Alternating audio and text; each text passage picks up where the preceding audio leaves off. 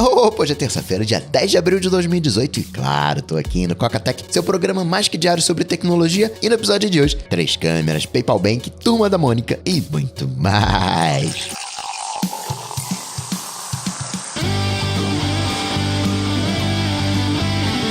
Dicas, produtividade, tecnologia, opinião, comportamento, tendência, notícias. Coca-Tech. Coca-Tech, a sua dose diária de tecnologia. Apresentação: Gustavo Faria. Hoje, terça-feira, dia 10 de abril de 2018, 9 horas da manhã, eu vou abrir o Hackeando Podcast. Conversei com vocês sobre essa proposta mês passado e ao longo desse mês, junto com os interessados, vim fazendo o sílabus, o programa do curso, que tem simplesmente tudo aquilo que eu aprendi sobre podcast nos últimos 8 anos. Isso do lado de cá, do microfone, fora o tempinho ali ouvindo podcast. Portanto, você que tá pensando em ter um podcast ou já tem um podcast e quer elevar o nível do seu podcast, cola em coca.tech/pod. Microfone, dicas de captação de som, preparação de pauta, gravação, edição, publicação, hospedagem, monetização, cuidados com a voz, tudo, simplesmente tudo. Mesmo você que segue mais pra linha de vídeo, tem muito no Hackeando Podcast que você pode usar para aprimorar o seu fluxo, aprimorar a sua captação de áudio. Cola lá, coca.tech/pod. O link tá aqui nas notas desse episódio. Notícias. Coca-Tech.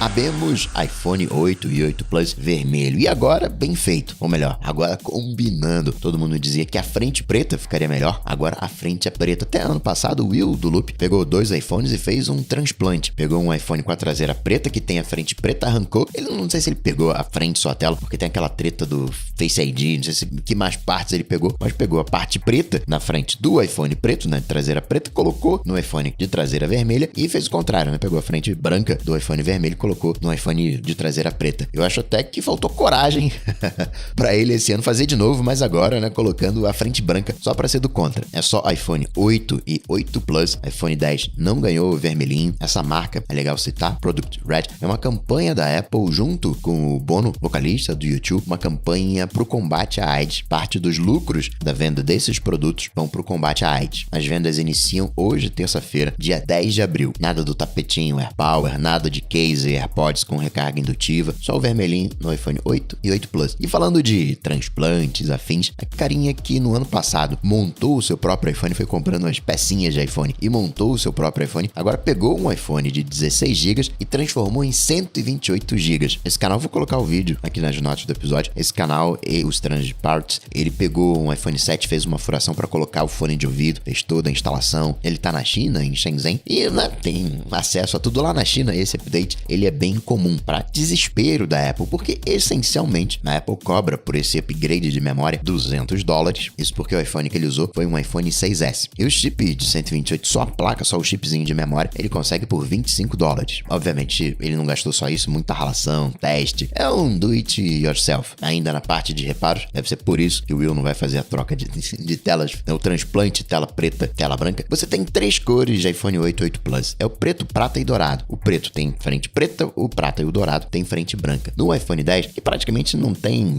cor na frente, né? Tem o Note. O Note é sempre preto nas 2 cores de iPhone 10, que é o preto e o prata. E com o iOS 11.3, algumas trocas de tela, reparo de tela, estariam brincando o iPhone 8. Também tá rolando um papinho de que o iPhone, não desse ano, mas o iPhone do ano que vem, 2019, viria com 3 câmeras, similar ao P20 Pro da Huawei. E o pior, sabe o que é? É que faz todo o sentido vir com 3 câmeras. Essas 3 câmeras, tava falando disso no área de transferência da semana passada. Você tem um sensor de 40 megapixels, que é o sensor padrão, que é uma das câmeras hoje em dia, 40 megapixels com uma abertura 1.8. Essa seria a câmera padrão, menos megapixels, mas enfim, essa é uma câmera padrão, é o tipo de câmera que tá na frente do iPhone, é a câmera que vem no iPhone desde sempre. Você tem uma segunda câmera, que é uma teleobjetiva, que faz o zoom ótico, tudo mais. No caso do P20 Pro, é 8 megapixels com abertura 2.4, fazendo zoom ótico de até 3x, então já dá pra gente pensar na Apple, colocando ali 3x no zoom ótico, dando um boost na teleobjetiva. Só que quando a Apple lançou a Dual Camera, se perguntava qual seria a estratégia da Apple, porque você pode ter esse parzinho de câmera normal e teleobjetiva, e tem uma outra estratégia onde você usa um outro sensor para melhorar a qualidade da foto. Você usa um sensor monocromático, no caso do Huawei P20 Pro, são 20 megapixels com abertura de 1.6, e aí tem toda uma ciência fotográfica para você misturar o sensor RGB com o sensor monocromático para ter uma foto bacanuda. Fotos em baixa luminosidade ficam bem mais nítidas, melhora muito a performance. Então, por mais absurdo que seja, 3 câmeras...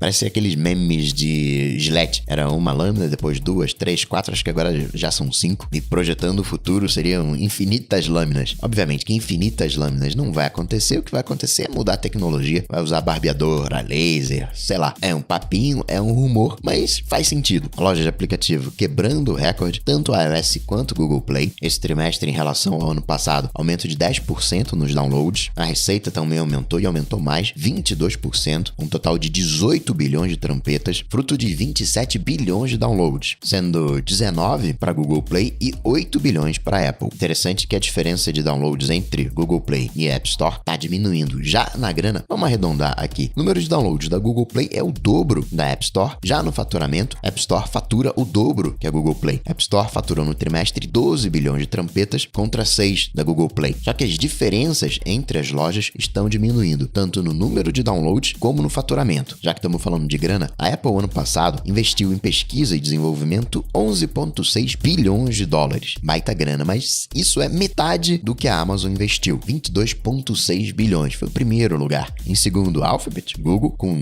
17 bilhões, a Intel com 13 bilhões, em quarto, Microsoft com 12. Destaque para o Facebook em nono, com 8 bilhões, e em 15º, a Qualcomm com 6 bilhões. Acha que é fácil fazer alto-falante? Não, tem muita pesquisa, fora Kindle, fora os dispositivos da Amazon e todos os demais serviços e produtos. Outra coisa para registrar, a gente aqui no Brasil não tem muito disso porque a gente tem hidrelétrica, a gente já tem uma energia renovável. Mas Estados Unidos, Europa, você tem muita geração de energia por carvão, queima de carvão. E isso tem um impacto no meio ambiente. E a Apple agora falou, ó, mundo inteiro, todas as nossas operações 100% por energias limpas e renováveis. Aí entra energia solar, uma série de coisas. Mas para os padrões brasileiros, a gente poderia trocar por hidrelétricas. Falando de atualizações, Microsoft com Office. Antes no Office, você pegava os arquivos e copiava o arquivo que estava no Files para dentro do Office. Excel, Word. Agora não. Agora você abre o mesmo arquivo dentro do aplicativo, azeitou o funcionamento com o novo arquivos do iOS 13. E é bacana porque essa é a estratégia atual da Microsoft. Fazer o Office. Esquece o Windows. O Windows virou mais um produtinho. Não tem mais uma divisão. Vai ainda assim continuar sendo desenvolvido, mas não tem uma equipe própria de Windows. O Windows hoje tem tanta importância quanto um navegador. O importante, o que está dando grana nessa parte de Windows para a Microsoft é o Office, que vamos combinar, é onde a Microsoft reina, é onde a Microsoft tem excelência. Outra coisa bacana é que o Skype, agora para a galera de podcast, vai ter gravação nativa. Alô, hackeando podcast. Todo mundo da produção de conteúdo que usa o Skype vai poder gravar, editar depois com o Wirecast, o VMix, o XSplit. Tá dando uma hangoutzada no Skype. Boa. E você que viveu os anos 90 usando o Windows 2, eu peguei o Windows 2.0, 3.0, 3.1, depois que veio o Windows 95, e você deve lembrar do File Manager, o Windows Explorer da época. E o código-fonte do File Manager no Windows 3.0 foi aberto ao público, foi liberado, tá no GitHub. Você que é um devorador de código-fonte, fica a dica. E falando de podcast, quem tá entrando, eu não acho que isso seja exatamente podcast, mas Maurício de Souza tá levando a Turma da Mônica pro formato áudio. Por que eu não acho que isso seja podcast? Tá mais na linha de audiobook, áudio HQ,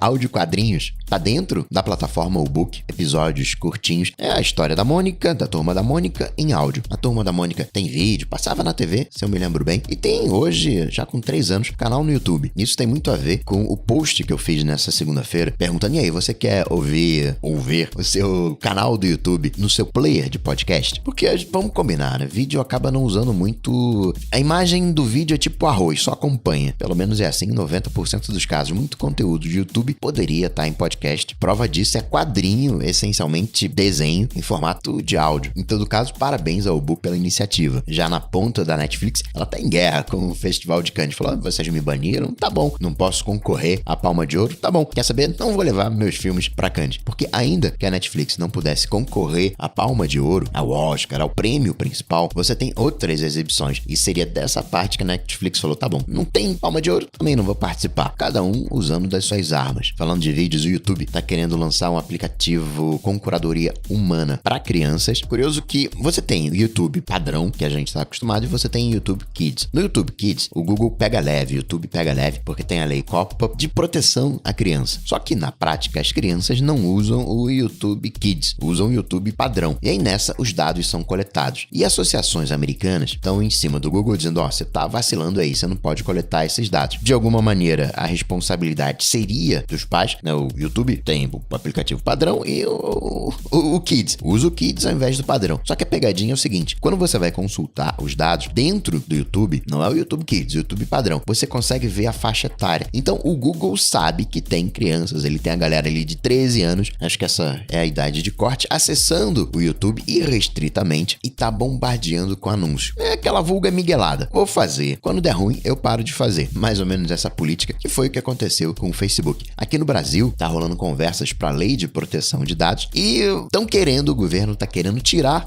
o governo de seguir as regras definidas pela lei. Não, você brasileiro tem proteção de dados, mas só das empresas.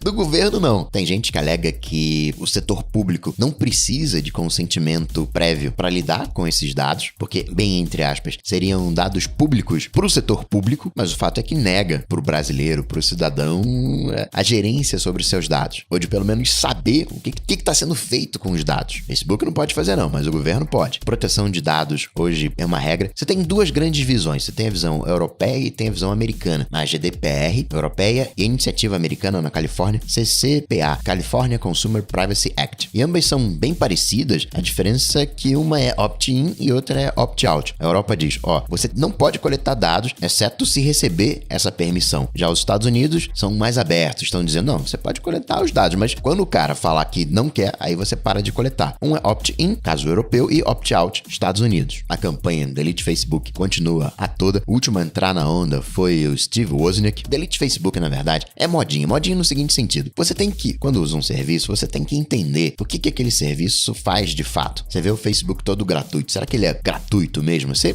liga aquele alerta. O usuário educado tem a sua privacidade direitinha, fechada lá no Facebook, tudo configurado direitinho. Tem os aplicativos, sabe que está compartilhando dados com os aplicativos. O que ele está compartilhando? Óbvio que o Facebook não facilita nem um pouco nesse processo e por isso que tá todo mundo em cima. Bacana essa onda de Delete Facebook para a gente dar importância aos nossos dados. Talvez isso seja um marco. Não, aconteceu o Delete Facebook e a gente passou a ter uma política de proteção de dados propriamente tal. Mas isso é que o usuário educado faz desde sempre. Por isso, vejo o Delete Facebook como um marco, entre aspas, modinha. E vai todo mundo e dá um cascudo. Elon Musk, o cofundador do WhatsApp, Jim Carrey, uma galera. E tem que fazer mesmo para acelerar o reposicionamento do Facebook. Que nem inteligência artificial em guerra, robôs assassinos. A gente sabe que não pode rolar, não pode construir um robô que mate gente com inteligência artificial para matar gente. Isso é tipo guerra química. Mas hoje isso não tá banido. Você tem bilhões de dólares sendo gasto nisso, vários países envolvidos. Nações Unidas,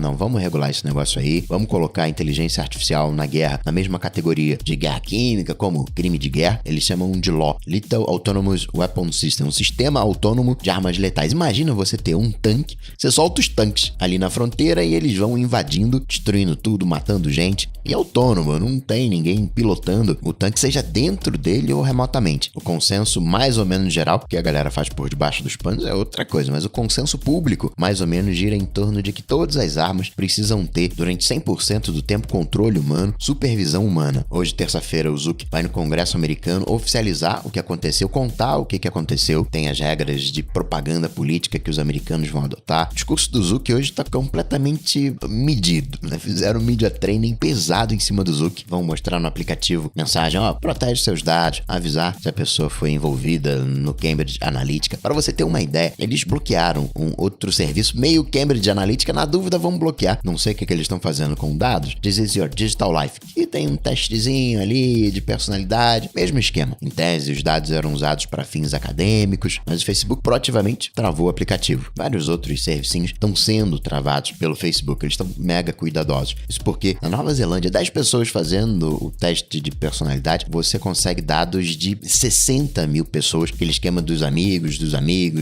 que hoje em dia não acontece mais. Mas, né, eu me cadastrei num serviço esses dias e ele sabia minha data de nascimento, me colocou como mulher. Na verdade, ele sabia meu ano de nascimento. Eu fecho determinadas informações. Aí ficou meio servido, mas eu já tinha um cadastro meu antecipadamente no serviço. E olha que eu sou mais ou menos atento à proteção de dados. Daí a importância desse momento, vamos chamar de delete Facebook, de proteção de dados. E para finalizar, registrar algumas coisinhas. O Instagram vai vir com name tags, que é o QR Code do Snapchat, aquele código no Snapchat que você abre a câmera e já adiciona a pessoa. Isso vai ser o name tag do Instagram. É uma cópia, mas é uma boa cópia. Faz falta algo assim. Você colocar no seu vídeo do YouTube como miniatura, aí a pessoa abre a câmera, já te adiciona no Instagram. É uma boa. O Snapchat tá voltando a um feed cronológico, parte das solicitações feitas pelos usuários em função do novo redesign.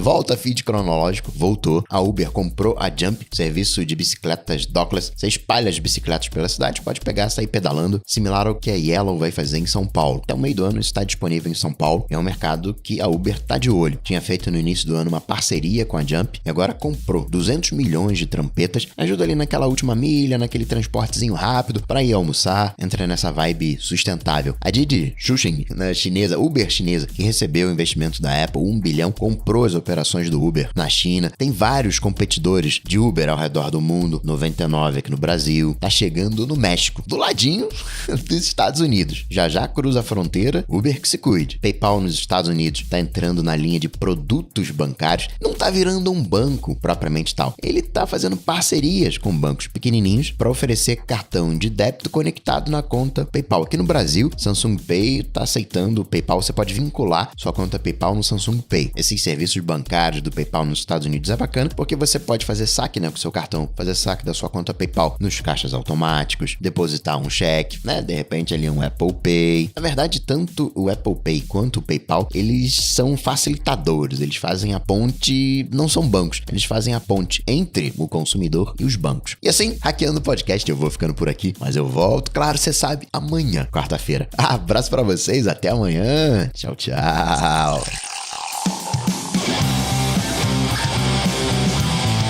Coca-Tech está presente em todas as redes sociais: YouTube, Facebook, Twitter, Instagram. Acesse cocatec.com.br. Assine o podcast.